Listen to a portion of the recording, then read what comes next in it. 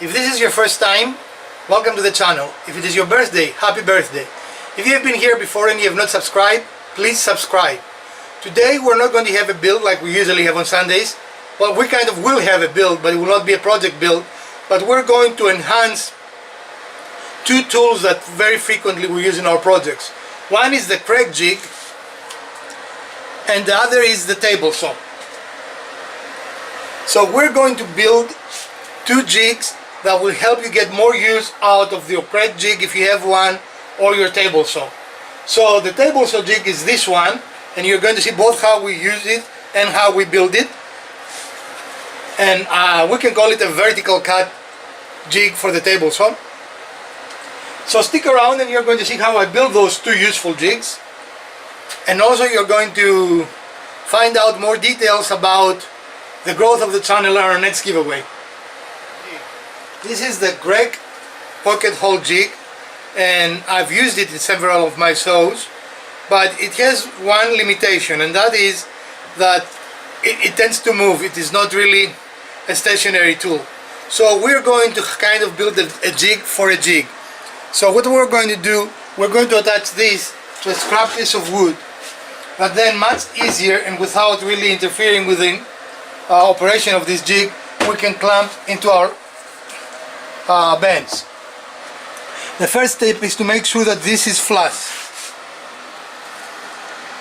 That is an important step.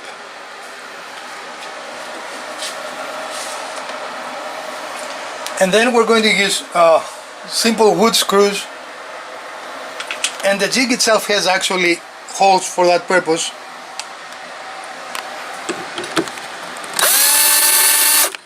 Those are not long enough. So the jig comes with two holes built in for that very purpose. So we are going to use the existing holes so we won't damage the jig at all. I'm just putting the screws in position, and then I will make a final check to make sure that this has not moved. And now we're going to start drilling the holes in.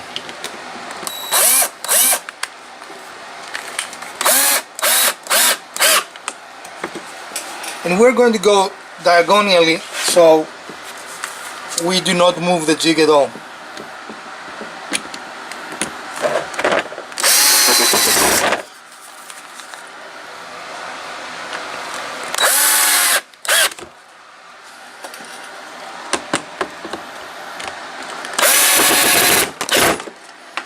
Okay. So now every time we want to use the jig, we can very securely put it in our bench, as you can see here. Try not to move it. And with two clamps, this will give us a very positive stop. So now if we have to do a lot of pocket work, we simply use it here, we lock it, and we're ready. Of course, in this case, in case you don't know how to use a jig, you have to adjust it for each of the lengths you want. And now we have a very positive, and as you can see, I can move the bench.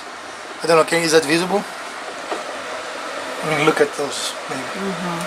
But the jig doesn't move. The jig is very securely positioned. So this makes the operation much easier. I have a collection of both the drills and also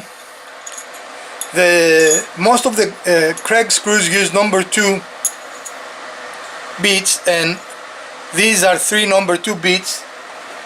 And I might make a little box or something, maybe a couple of channels here to just put the beads so they will be all stored at the same spot. What do you think? I also have this, which is a very interesting, this is also a Kreg, but what that allows you to do is, let's say you're working on a furniture, you're working on a chair or something like that. This, again, you need to clamp it, but allows you to go to a very small surface and create a pocket screw. So this is a very great addition to this specific jig.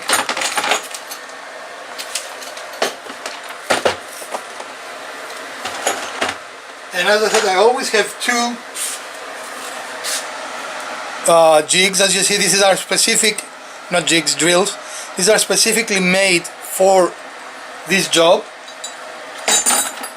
And also a short number 2 drill bit for tighter spaces that the long ones will not allow me to get in. Alright, then I think I'm going to build another small jig today. But you can see this works very, very well. Right? Mm-hmm. Can you come in this side? In case you didn't know how the jig works, on the side there is a dimension of the lumber you want to go. So if I wanted to go into a half an inch board, I will put that there, and then my depth is controlled here. This is a movable collar, so I will not go through the wood, through either of the pieces of wood, so you can put it here. So this is 1 inch, 7/8, 5/8, 1 3/8, etc. And the other part I like is that the jig has 3 locations, so you can position your holes any way you want. In a piece that it is as big as this, for example, or as wide, I guess, right? Then you can use hole A and C and do both holes at the same time without having to reposition it.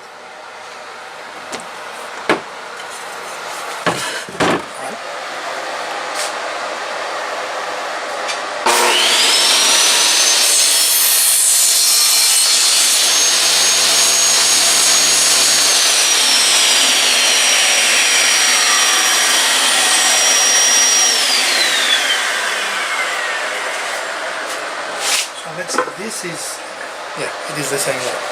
Good.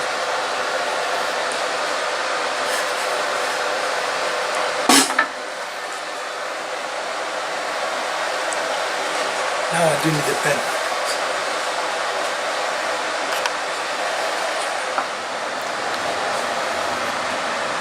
So I'm going to cut another piece the same dimension to avoid measuring. As you know, I do not like measuring.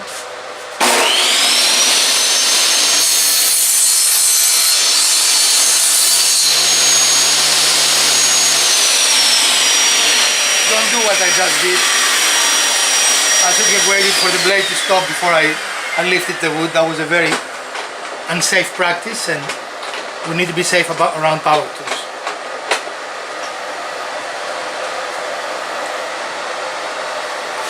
So we're going to put those there like so, and then this like so. Make sense? No? Still? So much empty. It is empty. No, it has a little. It's clearly time for me to buy glue.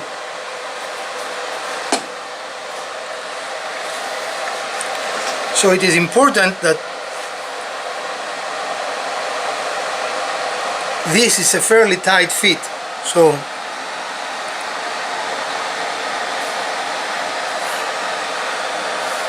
can I have the sorry.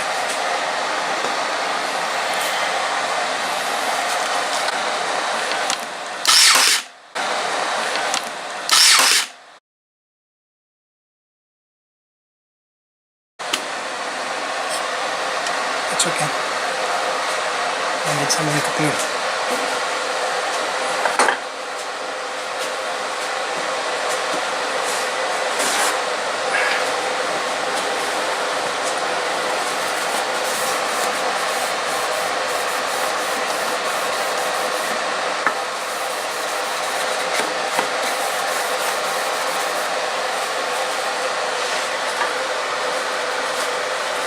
Actually, it moved it because it came a little out. Right, that's what I meant, because you were so close to that inside edge of the wood. Right. That's alrighty. So now need that to clean. I would love to find another piece of wood this width. Any ideas? It's not a big deal.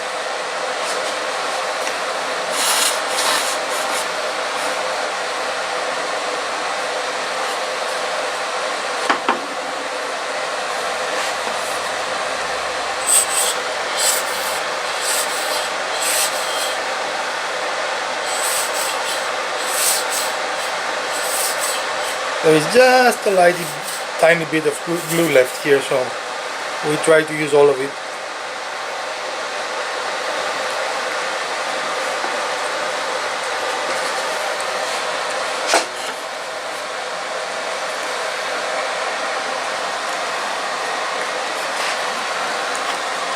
So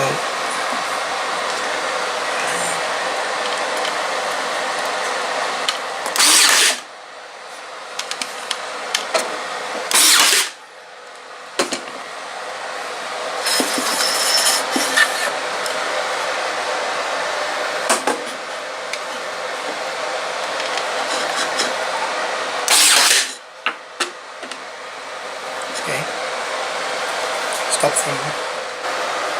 So from our scrap piles I found a piece of wood that will just serve as a little guide to prevent whatever wood we're trying to work with from moving.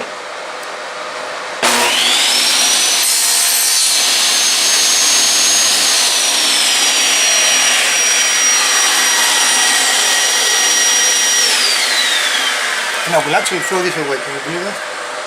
I don't think I have use for this.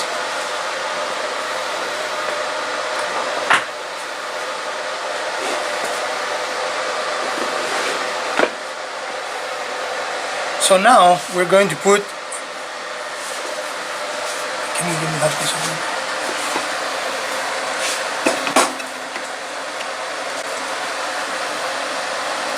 Where did you put the, I had it here, the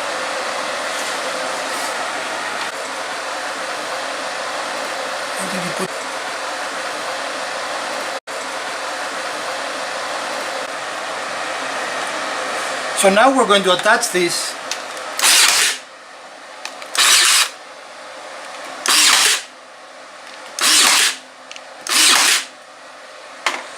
and our jig is complete. Now the dimensions of this jig will vary according to your table. All you have to do is make really a saddle that can go over your fence, and again you want it moving but you don't want it moving, you want it to be sliding, sorry, but you don't want it moving much. And here's how this works. Let's find a piece of scrap wood somewhere.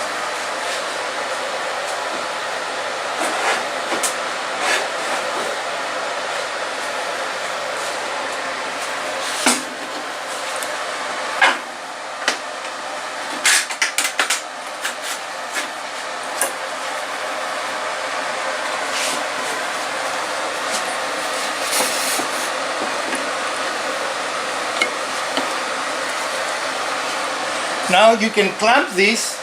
I'm thinking of using a permanent clamping solution, if I can find it.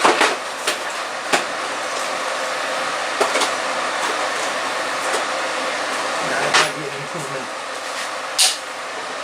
So this is the wood we want to make the cutting. So these are not working for anything today.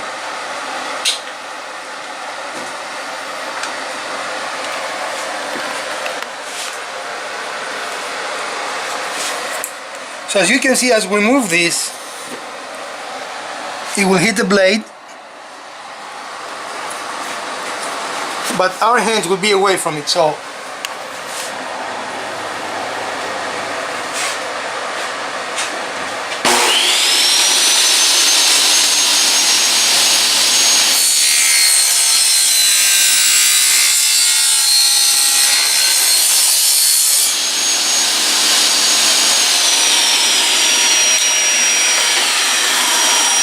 as you can see, this if we were making like a drawers or frames, it would have made a great recess to put a piece of thin plywood, or we can of course slightly move the fence and make this a bigger opening. But this is a jig that's very useful for many different applications. Very easy to construct, and again, once you get the construct, the dimensions will depend on your specific saw. But the jig is very simple. It is important you have something here to hold the wood you're going to pass through your blade, because you don't want to be forced to have your hand very close to the blade as you cut. And this piece of wood just allows you to do just that, allows you to have your hand far away.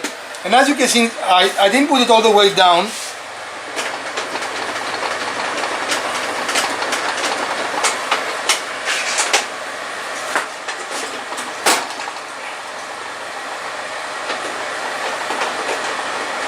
I can almost raise my blade all the way to full height before I hit it.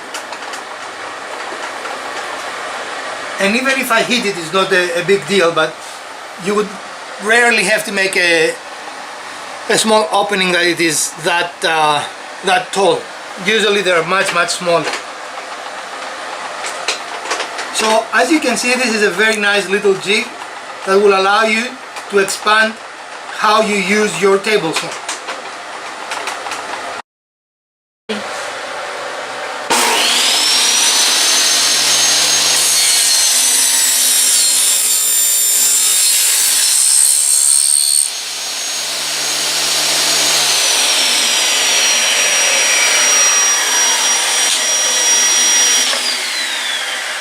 So now I will show you how to make an excellent lap join. Bring your blade. Let's take this off.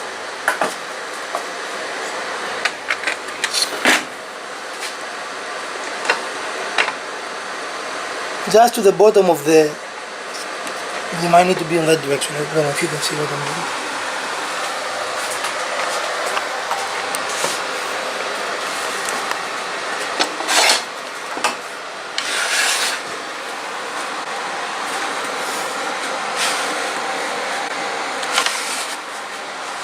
Ready? Mm-hmm.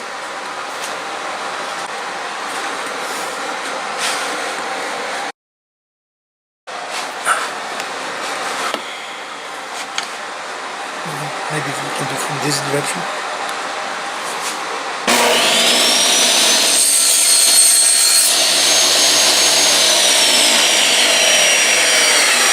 A great little lap joint. So you can see the usefulness of this jig in really expanding the ability of your wood, of your saw, to make more cuts and allow you the flexibility to make more joints. Okay, so when you're doing it.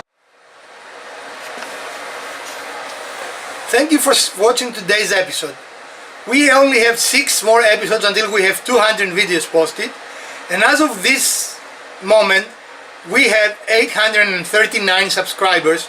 So we definitely met our goals of having 800 subscribers by the end of the month, which presents a very interesting problem, and that is that we're going to announce on Wednesday the 600 subscriber giveaway winner, but I'm going to combine the 700 and 800 subscriber winner with something a little bigger, because really it doesn't make sense to do 2 different giveaways. So to be considered, the 600 subscriber competition ends today, so any comments that you make today, as long as you're a subscriber, we'll put you in the drawing for the 600 subscriber. But for the month of October, any comment that you make, and as long as you're a subscriber, we'll put you in the run for the 700 and 800 combined subscriber giveaway. And I hope to hit 1,000 by the end of the year, and then we're going to have a big celebration at that point. Thank you for helping us grow this channel. The growth of the channel has been very interesting to see the last few weeks. I hope you enjoyed this episode. If you did, please smash that like button. If you didn't, I hear that the other button works as well, but that is just a rumor. So share our videos, subscribe and comment in order to be considered for our giveaways, and I will see you Wednesday with some more tips and tricks. From the Garage Woodworker, have a great week.